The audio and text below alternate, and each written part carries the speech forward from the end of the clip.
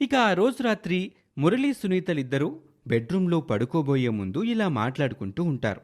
మొదట సునీత ఇలా అంటుంది. ఏవండి, ఇవాళ మంగమ్మ ఒక మాట అడిగిందండి నన్ను. అమ్మగారు, మాకు బుల్లి యజమాని ఎప్పుడిస్తారు అని.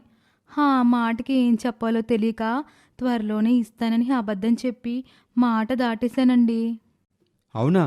ఇవాళ నాకు కూడా అదే జరిగింది సునీత. రామయ్య కూడా ఇప్పటికే ఆలస్యమైంది బాబు, త్వరగా మాకు ఒక చిన్న యజమాని ఇవ్వండి అని అన్నాడు. ఏం చెప్పాలో తెలియక దేవుడి మీద ఇస్తాను. ఏవండి, మనకి పిల్లలు పుట్టని డాక్టర్స్ చెప్పేశారు కదా.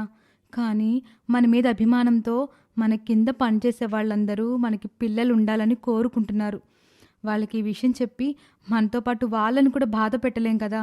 అంతేకాదు, ఒకవేళ పిల్లలు లేకపోతే రేపు మనల్ని ఎవరు చూసుకుంటారండి? ఇప్పటి వరకు లేదు కానీ పదే పదే పిల్లల మాట వింటుంటే నాకు భయం వేస్తుందండి.